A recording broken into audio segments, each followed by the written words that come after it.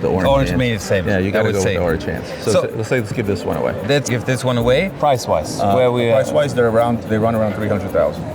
So the nice thing is they've got a lot of torque, so the clutch doesn't really matter.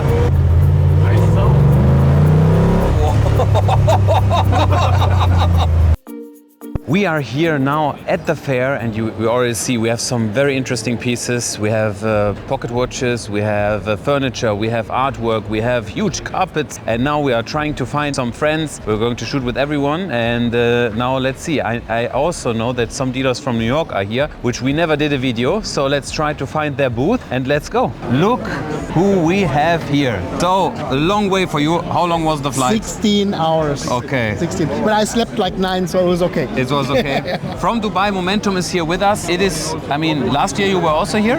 I was here, but I was here as a buyer, not as a trader or exhibitor. And we have so many clients in the US that we want them to meet them, to show them our inventory. So we signed up this time to have a booth shared with some other dealers and friends we know. Yeah, you have a really good line here. Menta watches as well. Maybe we Menta watches. You have Luna Oyster. You have Mike Nouveau. Yeah. You have They Did Sometime. Then there's Maman Luxury, Davidoff Brothers. Like it's a pretty strong booth here. We have maybe 1,000 watches here. Wow. And I think it's the most visited booth on the show. Right now, what can you say about the trend? You know, the watches get smaller and smaller. Even now we are offering some kind of vintage watches, which I normally thought they would never sell, but they start selling. So what would you say changed since the past 12 months? I think due to social media and some new releases, the perception of watches, the size preference got a little bit softer, so people are willing to accept way smaller watches. We are coming here maybe later with Michael, and normally he is the kind of 42mm guy, and today we shot a video 36mm data, and he said, actually this looks nice, you know, the watches get smaller. This you cannot deny. So a very interesting trend. When people come and talk about the size of a watch, you know, then they will say that some of them say 36mm is small. I say no, wait. The general regular size for the watch is 36, and you can go smaller from there, and you can go bigger from there. But this is the correct size. We had even now on the red carpet one popular actor. He wore as a man, he's a tall guy as well. He wore 28mm Omega Constellation. Yeah, and let me show you what I bought yesterday. I just have it in my pocket right now. Yeah. So I dive for bubble backs. This is a 32mm Rolex bubble back from the 40s, and it has a Serpico Ilaino retailer signed dial. Italy, yeah. Very, very rare. It's a super nice watch. It costs very little money, but my heart beats so loud for them. I love them. Like I'm looking for a strap. Anybody has a strap so I can put it on my wrist. I really love this. This is 32mm. The bubble back is a very popular watch. There's a lot of collectors out there who pay good money for pieces, but it's very difficult to source. Like we tried like 4, 5, 6 years ago to highlight the Day Date. It was an old man's gold watch. We tried to highlight it and to show people, to show the audience what kind of configurations there are. And you see where the Day Date stands today. It's a very attractive to buy watch. And if you speak about records at auctions, the Day Date's very far up there. I never did. And we would love to do that with the bubble back, but there's no supply. Yeah, I mean, bubble back is a model. It was popular in the 80s, right? I think in the 80s, the bubble back was more expensive than a Rolex Daytona Paul Newman. Wow. The Paul Newman today is 300,000. These are still 10,000. So for 10,000 you can get a watch like this? Yeah, easily. Okay. Depends on the dial. In the 80s, I spoke to some old school dealers. A Paul Newman Daytona was $2,500 to $3,000. A bubble back like this was around 8,000. So almost 4 times the price. And things change. So if we now take a look at your selection, what you brought here, what are the highlights? What would you say, would you kind of point out, and what should we kind of take a look at? What is the rare to go and what is, They just anyways, but Cartier is very hot. We have here 2 mono pusher chronographs. One is in yellow gold, in yellow gold, and the rare white gold one with diamonds. Very interesting one. This one has the F. Pigeon movement. It's from, F. Pigeon movement, true. You know? And then you have the Reverso from Cartier. The watch is from the 60s, yellow gold. Of course, inspiration, I wouldn't say stolen, but given by JLC. And they have worked with JLC movement-wise as well. So this is a very rare version of the Cartier tank, which can be slided out and slided back in, the Reverso. And we also have here this hexagonal model. This is one of those watches where we as a dealer who have very, very, like a lot of resources, we can go and ask and speak to people to, to identify certain things. I was not able to find a second example of this, nor has anyone I've spoken to seen this model. It's Cartier signed, the case back, movement, crown, dial, everything's original. So this is one of those rare pieces, I would say, that maybe Cartier did an experiment. They launched like very few watches of these and stopped because it was not accepted or whatever. It's here, it's a super nice watch. And this is also very cool. It's a Corum, retailed by Cartier. No, okay, interesting. So the dial is a Tiger Eye dial, which is Cartier signed. Super nice watch, and you see on the key, yeah, the it's a Corum key, yeah, from the bracelet. So now we're speaking $7,500. That's no money. That's a really, really cool proposition for a very, very rare watch that you might not see that easily again. So you also see the trend. I mean, women tend to.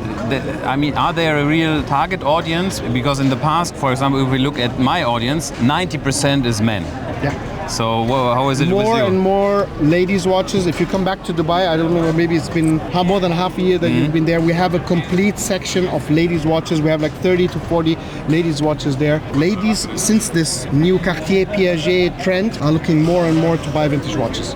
Interesting. Very interesting. You should look into it. And here we have, is it for Jordan? It's a Jordan. It's a two-door, yes, but made for the Jordan Kingdom. So this is one of the very few modern watches that was made with a Middle Eastern logo. This watch is from 2022. The Tudor Royal, 41 millimeter stainless steel. That was ordered by King Hussein from Jordan for his security forces. 25 pieces only. Really? And 41 millimeter automatic stainless steel, like everything. 25 ticks pieces? The box. Yes. Wow, very This watch interesting. was only by me, seen only publicly once, sold at Christie's for $22,000 or something like this, all in. It's here at $12,000. Very, very cool watch, very interesting. And it's not just a logo watch, the logo looks beautiful. It's a nice logo for sure, yeah. Big crown. I mean, you are known for the day dates, so I mean, what you brought here with you? We didn't want to bring too expensive watches, so we brought here like two Stella dial day dates, both in white gold, the red and the green. The green is the 4-digit, so it's much rarer than the 5-digit. Very attractive watches. We had last year we had like 8, 10, 12 Stellas. I think we sold a Stella every month. Like the Stella market is really up there, very attractive. This is a vignette dial in platinum with a blue dial, some UAE dial watches, some diamond watches. People like them here. And we've also brought some date justs. This is a date just I've got yesterday. I saw it on your Instagram. Yeah, it's gone. Like we posted like 20 minutes ago. It's a Burlwood dial with silver print. This dial was made for two kind of watches. One was the white gold 16019, which is almost. You also had before. I have it still at home. Yeah. It's my own watch, which is almost an elusive watch. I think they launched the watch in the 70s and they produced like 50 pieces and they stopped. This is how I see it. I think it must have been a flop because it looks like a stainless steel watch, but it costs like, I don't know, 10 times the price. You know. And this dial usually comes on that 16019, but we checked with Rolex. It also came on a stainless steel 5-digit plexiglass reference, and this is what we found here. So what happens mostly is that people want the Burlwood dial on a white gold date just, but it's like almost impossible to find. Like impossible, it means put the money on the table and wait for a year or two. So this came up, we bought it yesterday from someone from Geneva, and the cool thing is the watch is in stainless steel, so you don't have to pay the premium to wear the white gold watch to have this dial. So this is a third of the value, and it's sold like within, I don't know, 15 minutes. That Nice. Very nice. So, I mean, a lot of great watches. We will surely take a look at some other vintage pieces, but you have a very fine selection, and I'm really looking forward to see your store again. Yeah, you have to come. It's been a while. And here, while you're here, tomorrow maybe, pass by. There's some amazing dealers. We're all very, very good friends. Yeah, I mean, I have a funny connection with Genta watches, because when I give my prototype RM to auction, he was sitting there, we had a chat, and then I almost lost like 60,000 on the watch when I saw it. So it will be interesting to talk to him. But yeah, I mean, if you finish, then we go to him and have a chat with him as well. He's a cool guy. He's actually the guy who got us all together. Okay. He's the core of this booth. Nice. Yeah, let's have a chat with him. Thank you very much at first. We will see you. Thank you very much. See you again in Dubai. Yeah. Yes, Go later. Let's do it. So with him, we have there's a special connection. With you, I almost lost 60,000. What? Last time when we saw it, the RM prototype, I gave to auction. Geneva? In Geneva, it was my prototype. Luckily, it didn't get through. I mean, the watch wasn't paid, so I had to keep it. But I remember he was saying, who is wearing this coat with this white suit? It was me. I was like, this guy's a boss. This guy's a boss. Like, who does that? I have so much respect, and I love your videos too. Like, thank you. Well, because you just like make them fun. Yes. So many people don't they take themselves way too seriously. Like, dude, everybody needs to take a step back and remember that this is supposed to be fun. For sure. Like, watches are supposed to be fun, and people forget that. But you do some educational stuff on YouTube. Yes. So if you really want to get into vintage watches, I mean, you are also very active, became latest now, and you are on YouTube. You can find some YouTube videos from you as well. Yes, so, Manta watches. Manta watches. Yep. So now let's say someone is watching and he has between $25,000 and $30,000. Which watch should he buy from you? From me? Yeah. Right now? Right now, yeah. You sell online, right? Of course. 30. 25 to 30, man, that's a tough It doesn't need to be something, let's say, very popular. If you say, for example, this is a sleeper, I would tell you, we are listening to you now. No, I mean, listen, for me, like, if you're talking Rolex, for example, I love GMTs. For me, I wear them all the time more than any other Rolex. So you either go with a beautiful fuchsia bezel MK1, or you go fuchsia, or something box and papers, any just really nice 1675. But there's a lot of different options. I was gonna say, if you could stretch the budget a little bit. These two watches right here are personal favorites. We have a Brigade Tourbillon, and the right after Daniel Roth era, reference 3357, and you were about to say the first tourbillon ever, automatic tourbillon ever created. Correct. A little bit outside that 30K budget. 50% more. But incredible watches, and that you really don't see come around a lot. Controversial box and papers, you just mentioned it. Would you say, because the clients from my side in the US, they are very different, they don't care. But European clients, for them it's very important. So what is your opinion of paper? Should you care? For a modern, brand new watch, it matters. For a vintage watch, I don't get to wear them, I don't care. And me personally, I can authenticate my own watches. It's great if they have them. For me, it's a bonus. I'm not seeking them out ever for my personal collecting. I understand the buyers that want them, but there's 10 different ways to skin a cat in terms of authentication. And that box and papers does not necessarily make a watch authentic, which a lot of buyers think it does, So here you got it. So if you want to buy something incredible, then go on his website, and also for watch content, proper watch content, follow him as well. And if you need some amazing clothing suggestions for amazing coats. I don't know, yes. Thank you very much for your time. Thank you, brother. Yeah, pleasure. Of course. I'm gonna try this. Ready? Hello, everybody. It's Marc Gebauer here. Was that good, Mark? Yeah, it was some kind of. It was decent. It was decent. Yes. It was decent. What's going on? 2 years, exactly 2 years ago, we came here, and I remember it will be also available online still. You brought me, I came here, met you the first time, and then you showed me around. This moment, it doesn't mean a lot to you, but for me, this is also, when I think back, this is what the US has been like for me. We have to say that the people are here so welcoming, and that you as a dealer showed me around, presented me to some other dealers, and it was such an experience. I'm a firm believer there's enough to go around for everyone, and I always work with my competition rather than against them, and it's taken me a long way. Because there isn't a dealer in this room that won't do me a favor, I cannot call upon, get reference checks, and so on and so forth.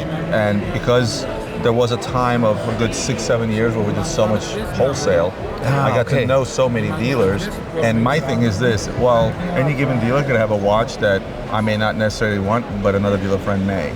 So it comes from a place where I want the dealers that I know to have that business, because I'm not buying every watch that every dealer has. But the more dealers know each other, the better I feel like the market is. Unfortunately, sometimes it's the opposite, right? Like, people will work against you. But I'm of a different opinion.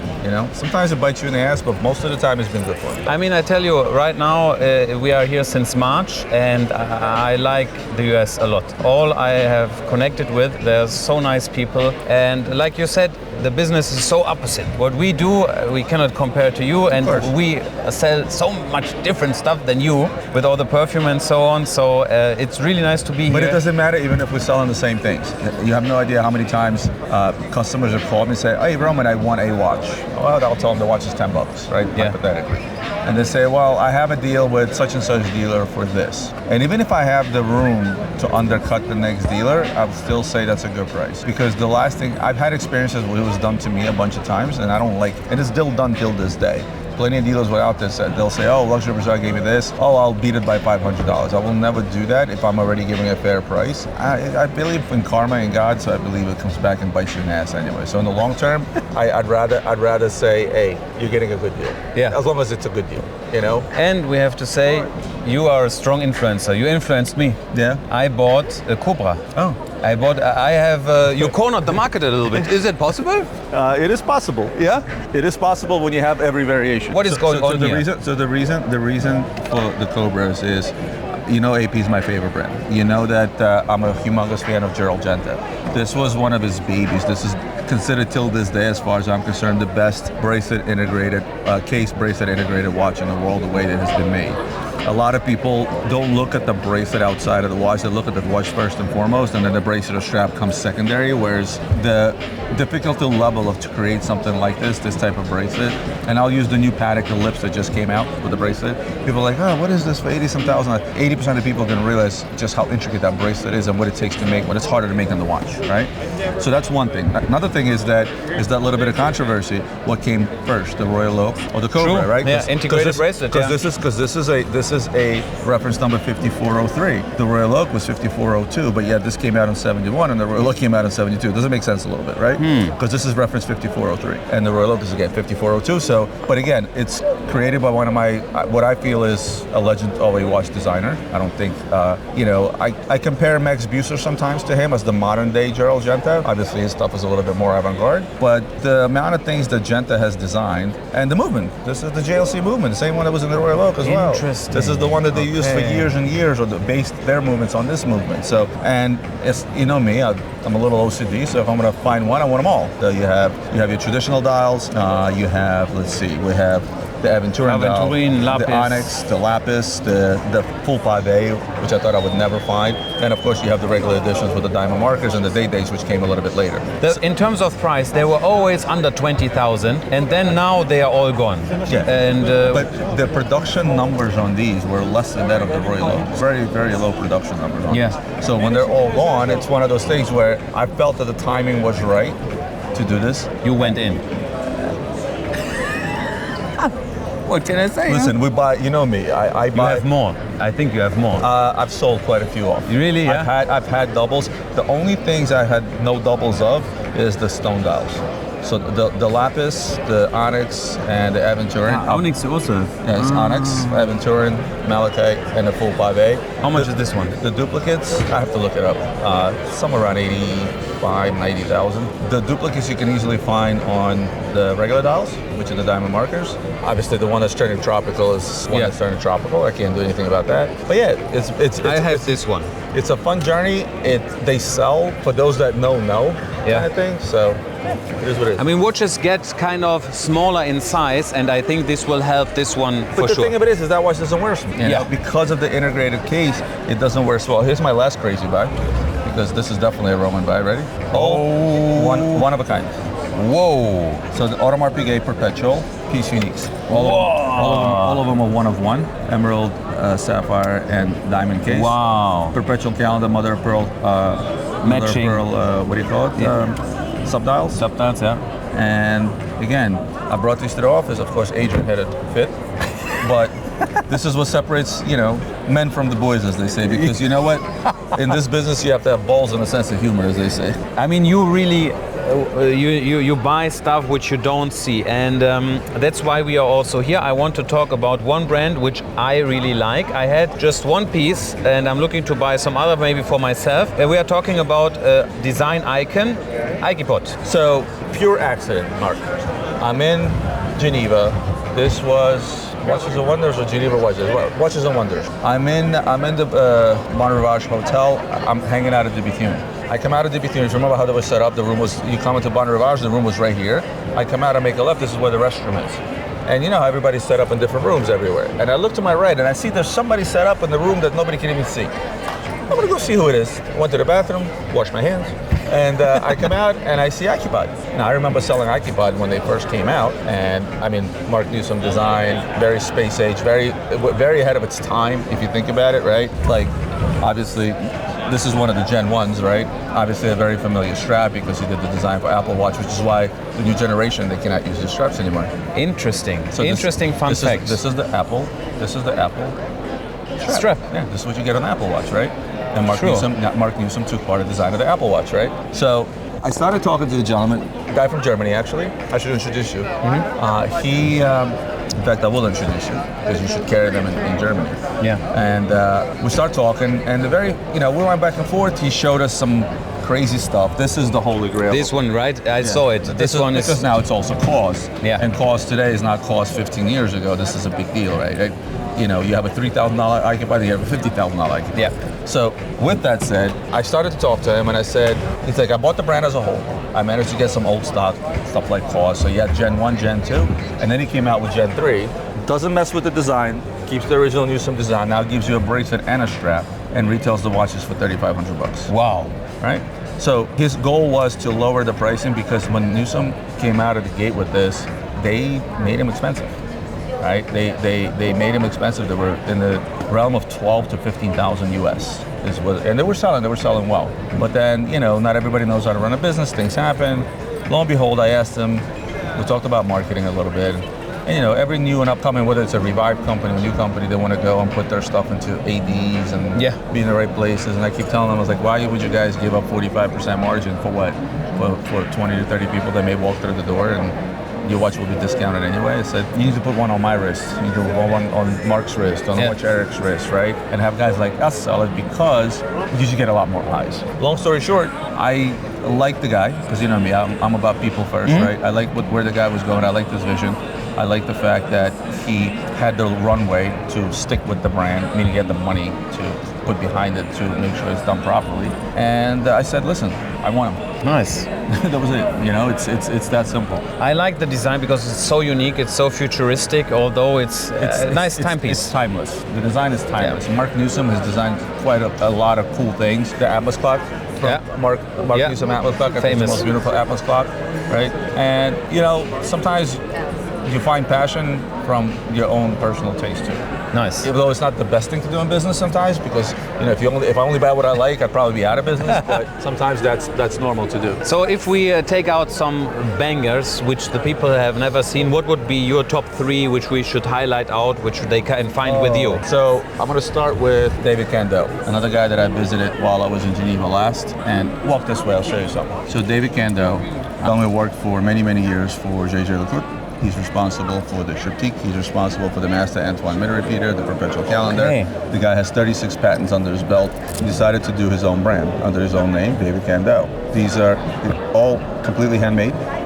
And not only that handmade, they're also from titanium. Every single part is hand finished. And if you know about finishing titanium, it takes 5 times the time it does regular steel or gold. So all the hand finishes on here and all the parts in titanium, they're hand finished. I was there, I saw them. He also patented something really cool. You know those click pens? This is how the crown now works. It works like a click pen. He patented this. And Wie ein Kugelschreiber. I was there. He showed me his original drawings when he came up with the idea. The other thing you'll notice is that you can actually touch the dial. Touch it. So the guilloche, you can feel it because it's outside. It's exposed. Yeah. So this goes back. Now there were a lot of uses for guilloche. People decorated their windowsills and this. One of the things guilloche was also used for, obviously, in jewelry and watches. And in pocket watches, one of the reasons they put guilloche so that it wouldn't slip out of your hands when you pull the pocket watch out. So this is kind of going back to the roots. He hand turns these dials at the shop. I've seen the machine himself, right? Carbon. So it's very modern interpretation. Very modern interpretation. Titanium, use of titanium. He's got a inclined tourbillon as well. 30 degree. Yeah. And again, this is a bronze dial. This guilloche is black. This is bronze. He did a tremendous job. He makes about 12 watches per year. Oh, at best. And you'd be hard pressed to get one in the next God knows how many years. Price wise, price wise, they run around 300,000. So. People say, "Oh, this new independent." I'm like, no. This is not a Remy Coles. This is not a Receppi. No offense to him, he's a great watchmaker. Yeah. This is a veteran. This is a guy that has 36 patents under his belt in the watch industry. So this is, yes, it's a new brand, but certainly not a new independent, because yes, he is independent, but he's definitely not new. Wow. And in his spare time, he likes to paraglide, and that's what gave him the inspiration for this design. This was him paragliding, looking at the top of the trees, and he said, "Okay, I'm going to make the dial look like that and get inspired by that." Cool. What a kind of story. Amazing. Well, you know me, I like to tell stories. Let's see, what else? You have some diamond pieces fit for my wrist. For you, of Yeah. course. Who wants to be a billionaire? So what is the story? I saw it with a friend of mine. I didn't understand the watch. So Christophe Claret, obviously famous for his minute repeaters and tourbillons, especially the skeletonized tourbillons like you see here. Well, probably for you to get the full blown effect, you have to take this plastic off, and then you can really see how pretty this is. Wow. So this is a Christophe Claret movement. You've probably seen similar movements in other watches that he's made for. Right? What is it, Breguet or no? No, this is Corum. Corum, It's called the Corum Billionaire, hence the baguettes and everything else. Original retail price on the watch was 550,000 Swiss francs. Of course, today they sell for around 100 because it is Corum. Unfortunately, they tend to overproduce a bit. Nevertheless, doesn't take away from Christophe Claret as a genius watchmaker. Tried his hand in having his own company, the blackjack watches and all those things. Yeah, true. Problem is, he's a better watchmaker than he's a businessman. But nevertheless, he's made movements for many other brands, and this is a signature transparent tourbillon. What a nice looking piece. You couldn't say, Corum or not. Corum has not the real presence on the market, but I know my friend from Monaco, they sold the blue one, and he has also the blue one, but it is a nice looking piece. There you see really some artwork, and nice. Have you ever seen a Daytona Lake? You posted it on Instagram, I think. Yes. Yes. Well, I posted the Sky Dweller. Okay, this one has a Asprey. One of one. But what would you? Asprey is doing. First question people ask me, is this official? And the short of it is yes. But Asprey does all kinds of. You get the strange looking, but is it? Asprey started in the 70s and even earlier. The Conjar dials. Who did that for Patek and Rolex? It was. You can order it with Asprey, yeah. And it was completely official. So like the Conjar Nautilus that I have, that was done by Asprey, the one of 6 in the world. Yeah. So I'm going to tell you the story off camera, but I will tell you that this is official. And the way I know it's official is because there are auction results. So this very watch, except they made one with a diamond dial, because these are all one of one. There's only one of these. They made another one with a diamond dial. That watch sold for 355,000 Swiss francs in Philips 6 months ago. There was a stainless steel Tiffany dial that sold for 180,000. There was a purple on a strap that sold for 240,000 euros in Christie's. So people know what this is. For those that know. Yeah. This is the Conjar logos 30 years from now. Right, the numbers that you see. Nice. So yeah. So if we are taking a look at the market, and what is your current? How do you see the market? Because in my opinion, I see for the commercial pieces, they just 41, and also some, let's say, what else went up in price? We have some basic models, they went up slightly. RM, slightly up, if you compare it 6 months ago. So what is going on? I say, people ask me about the market, and I think in the last 3 to 6 months, we've gone back to normalcy. What is that normalcy? And that is the normal market like it's always been. This watch business has never been easy. Yes, during COVID, people thought that they were the best dealers in the world, which is why we had so many COVID dealers, as I call them, right? Now they're all gone, because this isn't an easy business, never was. And a normal business in our industry is what, up, down 10, 20%, depending on availability and depending on the region that you are. 1 month there's a shortage of Pepsi, the next month there's a shortage of something else, prices start to tick up, more come out, they tick down. But we're staying within that 10, 20% range, up or down on all the regular stuff. And that's the normal market, that's what it's always been. It comes back down to how good of a buyer you are, how good your sources are. That's what it's always been. It was never this. Well, It was, to be fair, 2005, 6, and 7, before the 08 crisis, but not to the extent that it happened during COVID. So now I'm finding that it's harder, but it's because we've gotten used to that it was easy for a couple of years. It's normal. We're back to normal market where your years of business, your reputation, your ability to source better or have better availability of goods is going to make you in. It's a competitive market. It's a buyer's market. Meaning that for retail clients right now, it's a great place to be in, but just the same for us, because just as it is a buyer's market for consumers, it's a buyer's market for us. What is the most inexpensive watch you carried here to this fair? You know from the top of your head, which is the kind of most affordable piece? Probably some Tag Heuers and Omegas I brought, maybe in that $2,000 to $3,000 price range. The iPod, which is about $3,200. iPod? Yeah. Well, I have some cheaper tags than Omegas, I'm sure. I don't know off the top of my head everything that I brought, to be fair. Okay. I mean, we could do a giveaway if you find one inexpensive watch. I would love to give away one of the iPods. One of the iPods. Then let's do like this, okay? Choose one, I buy it, and we are going to give away it to someone, but he needs to follow someone. But you need to follow his channel, you need to subscribe to his channel, and of course to my channel, of course to my channel as well. And then we're going to announce the winner 1 week from now. And you can select the watch. Okay. And you can select How about I let you select it? Okay. There are also some haram watches we cannot show. Yes.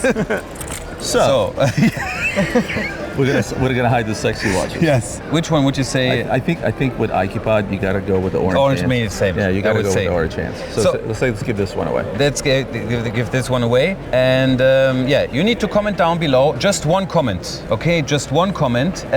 You need to tell us why you would like to have this luxury watch, and you need to subscribe to his channel and to my channel as well. And then 1 week from the video coming online, we are going to select the winner. Maybe I will FaceTime you, and we will do the raffle live on Twitch, something like this. Twitch, another platform I don't need.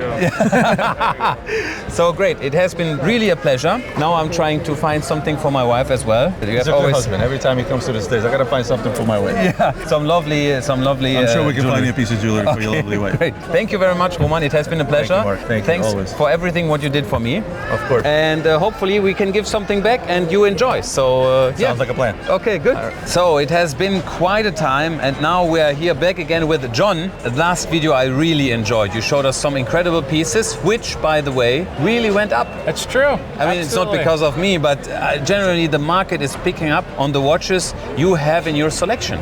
At this particular show, it's been strangely surprising the amount of interest in vintage. Yeah. Like in this, we love, of course, shaped watches and Ellipse and vintage watches, but the case that we have of modern, not many people have been asking about. So we're seeing a feel and shift of people looking for something different, and it's about having something unique. It's about having quality. Yeah. And it's about having something with a story. So, but I tell everyone, it's like every watch is gonna be vintage someday. Yeah. So just wait a few years. If, you know, he has something which I would love to own. You know that I'm into coin watches. I have several pieces. But over here, if we check, there is something really rare I have never ever seen in my life. And I will take these out of the case to show you. Oh, so amazing. There are 2 coin watches and 1 pocket watch. It is, you will never, I mean, I don't know, but you will never see it probably again. If this one goes to a collector, it's done. We have first, let's start maybe with the one on the right. Sure. First of all, we just put these out 1 hour ago. So your viewers are seeing this for the first time. We've had people walking by as their eyes are just popping open.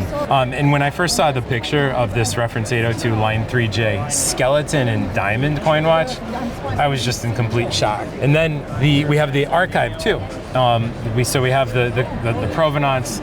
It's full Patek Philippe, and I love coin watches, but to see one skeletonized is next level.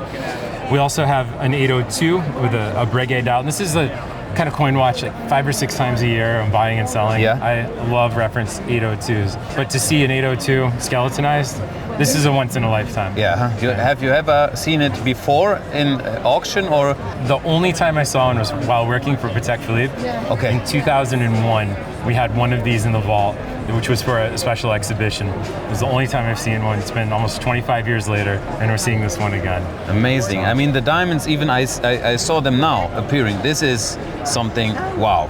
And even the diamonds are confirmed on the archive. Yeah, on the archive. It's really nice. Wow. So this one right now is priced. I mean, you know, you will never find something again. If you want to have it, this is the way to go. And I put the price publicly so people can see. I mean, this is an important number that we're asking. Yeah. That's what's so much fun about Miami. This is kind of like once in a lifetime chance to buy these kind of pieces. The 802 is more market priced of what we see, but this is something, we'll see another one. Maybe not with the confirmed archive confirmed Breguet hands, but in the Breguet numerals. But I think that seeing the skeletonized watch just like captures my heart, but the price is surprising as the discovery. Yeah, and regarding the pocket watch, what do we have here? I mean, it's such a unique design. So this one is something truly, I mean, unique, yeah? So here we have a reference 915 from the 1990s. This is a modern pocket watch. And you'll see all of the skeletonized work is done in 18 karat gold. And even you'll see the mainspring is covered with a hand-carved Calatrava. It's just absolutely exquisite. And look, 141 diamonds adorn this watch. And if you turn it over, it's just as beautiful. This is a reference 915 I've never seen before. These all came from the same collection. And it's just such a pleasure for collectability to have the chance to present them. Amazing pieces. Here in Miami. Amazing pieces. I hope you enjoy the close-up pictures, because this is something which you will never see again, especially in this 3-type set. So last time we shot a video with you, we talked about, let's say, trends and watches which you should pay attention to if you want to get a Patek. You know, it is the right time. And I feel that we are standing here in front of some really good deal watches. If you are 20 years of age, 25 years of age, you should pay attention to this, because the price is so inexpensively to enter the world of Patek watches. It's true. The basic Calatrava you could still buy in the pre-owned or vintage world for $12,000. Imagine, 12,000. And it's incredible to get even a really highly desirable steel or white gold Calatrava for well under 20 or 30,000, which is much less than basic entry level at retail. Think about this. For this price, you can decide if you want to get a Datejust 41mm current collection, or you get the watch with some history from one of the best brands in the world. I mean, what a comparison. Now, you know already, my Instagram is John Reardon 570 for a reason. I'm obsessed with the reference 570. And here we have a white gold 570 from the early 1960s. Presence, on the wrist. It has some. 35.5 millimeters, and it has incredible presence. This one is as found. The crystal has some scratches, but the dial is just perfection. It has that, the varnish is starting to age, so it has that beautiful patina. The case hasn't been polished, so yes, it has some scratches. But it fits to the style of the watch for sure, yeah. Because I hate when things are like shiny penny and they're over polished. If someone wants to have it polished, we'll do it reluctantly. Yeah. But we like to sell it kind of as found. Condition is great. Yeah, this is a special watch, and for $32,000 you get to have a piece of history. And if you happen to be born in the early 60s, you could even have a birth year watch. So. And if we go more to the outside, Clou de Paris, what is going on here? So here are some more modern watches. Here I'll show you this piece, which is a 3520 with the Tiffany dial. And it's smaller, 33.5 millimeters, but it has the coveted Tiffany dial, which everybody absolutely loves. And nothing says Patek Philippe more than the Clou de Paris. Yes, for sure. What a DNA, yeah. And we're seeing men and women wearing smaller watches. This is a trend. We just came from the aisle down there with all the vintage guys, and this is a trend which we experience 100%. Watches get smaller, and men feel more comfortable to wear these sizes, and we all have to agree on the wrist. It's looking a little bit more elegant and also timeless. Yeah, I mean, absolutely. On the red carpet, we see some men wearing 28 millimeter. It's a style. It's a style. So I'm a fan since I got the head for the Ellipse as well. But first, let's talk about this one in your hand. This is my favorite watch in the case right here. And at first look, you might think it's a 570, but you'll note those two push buttons on the side. True. This is a reference 2597 from 1960 travel time. And by using your fingernail, and that's the way it's designed, you're able to go forward or backward 1 hour.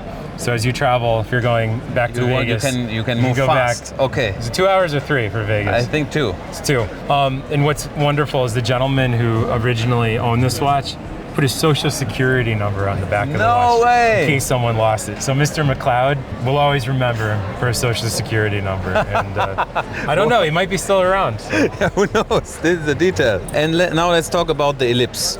Yes. I mean, what is your heart telling the audience about the Ellipse? Because you put it on the hat.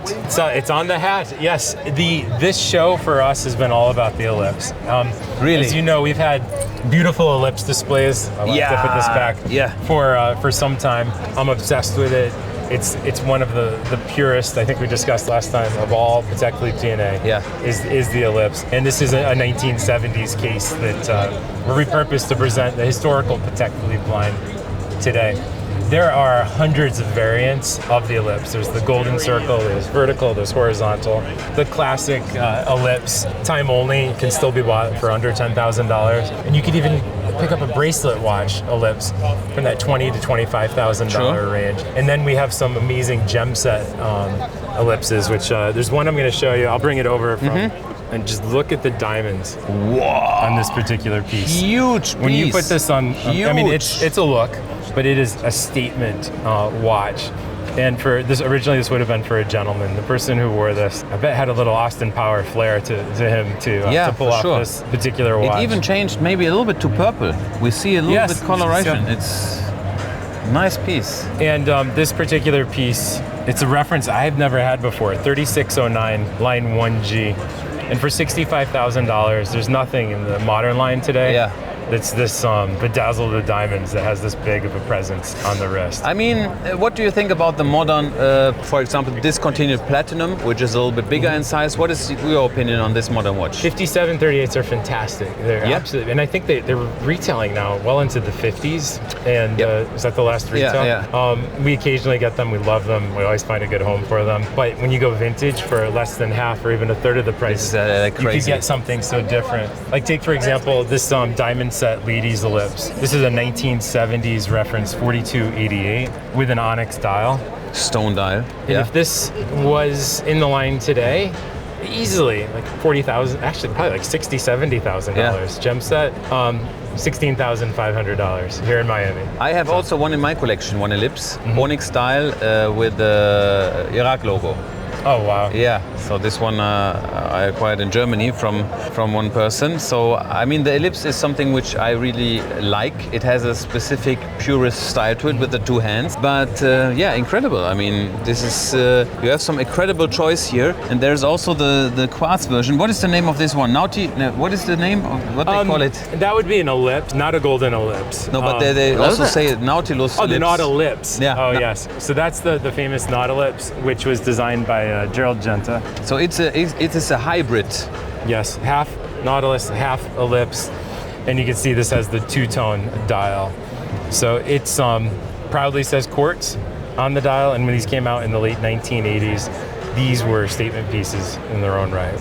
Nice. So the fair has been long, you know, if you are standing here that long, I mean, how long you are still here now? And so we'll be here through, the show ends on Monday afternoon, and I hope we have some watches left by the end of the show. Very good. So if you want to get some really nice historical Patek watches, which can also be affordable but also crazy in price, then go to visit him. I enjoy his content a lot. Oh, thank you so much. And please subscribe to his channel as well, and then we are surely see you in Vegas. Look forward to it. Thank you so very much. Pleasure. Thank you. Bye-bye. Whoa. So the backstory behind it is I have a special connection to the Defender because it was the first car from Nika. But then my father took it. So, and what they do is they just remodel everything. I don't know, it's a little bit windy, but what they do is they put a V8 or V8 in it. V8, I guess. Yeah, V8, and they just redo everything. And I mean, it's looking really good, really classy.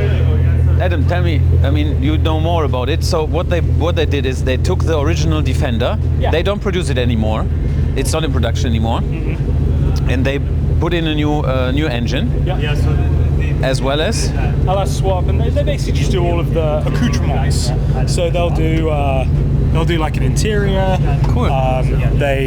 So it's got an LS motor in it, which is a very common V8 engine that people put in other vehicles because they're super reliable. There's so many aftermarket parts. Normally they are it's really slow driving, right? Yeah. So in the UK, like these are agricultural vehicles. They come with a diesel engine, turbo diesel engine. I don't know if I'm not huge. I don't have huge knowledge about the original Land Rovers. I don't know if they ever came with with the V8. No. Rover did make a V8. So Rover, obviously Land Rover, they did make a V8 and it was a very good V8, but I don't know if they ever put it in a Land Rover. Typically all the ones you'll see in the UK come with a diesel engine. But yeah, so they'll do wheels, tire, suspension, they, modify stuff, like obviously these aren't factory hinges, everything looks nice, they put a roof rack on it, they redo all the interior, they probably put in a bunch of sound deadening, just make them kind of like more modern, But I find them really attractive. All this, look, the ropes and stuff. Yeah, it's great.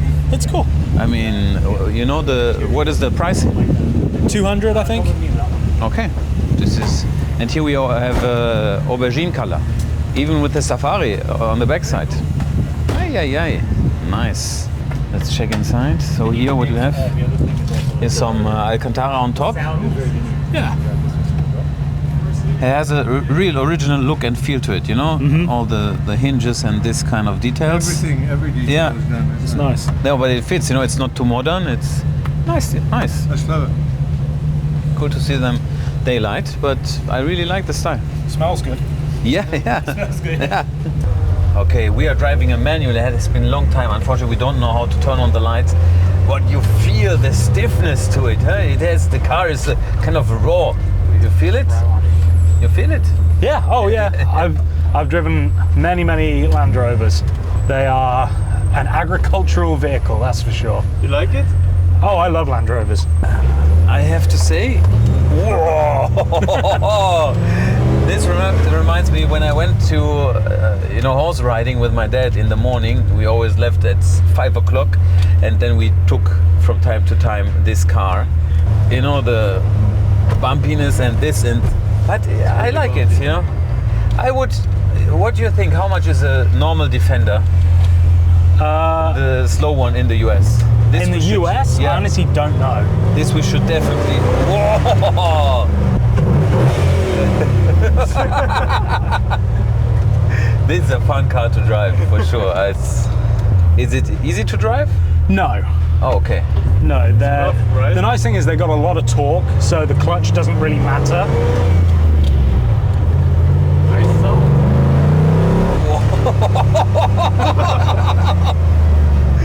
The police.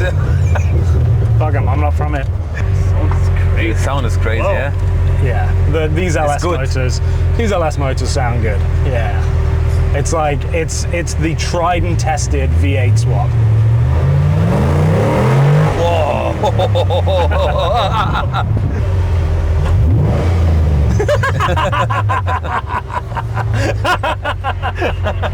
Got him. Okay, this is the last day in Miami. We are about to shoot some content for Michael's channel about these Defenders. They have swapped engines, V8. They are a lot of fun, like you saw yesterday. So how can we summarize the fair? What does the fair yesterday in terms of the watch world tell us? First of all, we can say and cannot deny that watches get smaller and the interest of people, like in fashion, swapped a little bit. So especially the size below 40 millimeter, which was a long time, let's say, undervalued, is now growing. But still, keep in mind that we are under list price, for example, for a day date 36 millimeter with a colorful dial. Then what we also can say is that the people want to get something with a little bit of more character. So there is a shift from the, let's say, commercial pieces, which are selling quite good, to watches which are maybe from the 70s and from the 80s, inexpensive in comparison to the modern one. This is also something which just came up in the past 12 months. Especially what I can say is classical Patek watches, complication wise, annual calendar, Calatrava, these watches are very interesting to look at. Then the last thing what I want to mention is price-wise. We noticed that in the past 6 months we are stable with a slight increase for some models. This might be also the dynamic of the financial world. I mean, especially the euro went down a lot in comparison to the dollar. But what we see is Datejust 41, all these models, they increased in price. RM is up by 5 to below 10%, but it is up. If I want to buy a new one, it will definitely cost more than 6 months ago. So we are back to normal. Like Roman yesterday said, the average year in the watch world before 2020 was always like this. Every year you have a slight increase by 5%, 3%. And it's good that we see that now the market had cooled down and we are back to normal. So this is something which is a good sign. And yeah, what can I say? Now, I mean, the trip for us was really great, but I'm also looking forward to see Malika again yesterday with FaceTime. And now let's shoot here some awesome content. I hope you enjoyed the giveaway. Ikepot. We had one watch before, which was also a little bit less expensive. Now you have the chance to get one with a metal bracelet. If you don't want to miss out a giveaway, then you should subscribe. So enjoy, and now let's ride some cars. So the story behind it, you came up one day and said you want to take Defenders and want to switch the engine. Well, I mean, how come? Why did it happen? Well, I've always driven trucks, and I have this history going back to when I was growing up, seeing these trucks driving around in the Amazon. I'm from Guyana, British Guyana in South America. So the desire was to remake the Land Rover Defender in a version which is client happy, and we needed some more power. So it wasn't just about an engine change. It was just looking at the whole thing. The feel, the touch, the aesthetics, the interiors, the engine, you know? Yeah, okay. And your regular profession is something else. This is not your main business. So I'm actually a retina surgeon. So that's what I do. I operate on eyes. I do retinal detachments and blindness. But what you do, there are two things you learn as a retina surgeon. One is meticulous, follow through, and detail. Because we operate through microscopes. We're operating. You know, it's like Apple does retina vision, but I'm a retina surgeon. So, you know, we use those details as a surgeon to try to help me in engineering, because surgery and engineering are very similar. You know, it's methodical. It's one step after the other step. Yeah. And that's what allows me, I'm not an engineer by training. Obviously, we have an engineering team, and they do the engineering work, but I help give input into the product. Okay, guys, we are almost at the end. Now we are going back to Las Vegas. It has been a fun trip. We met a lot of nice people. Let's see now at the airport. I hope it's not busy. There is no kind of heavy rain, so probably we'll make it out in time. And for the next week, we need to do some nice stuff. I don't know what, but what I would say so far is please leave a like and subscribe to the channel. And then I see you guys next time. Bye-bye.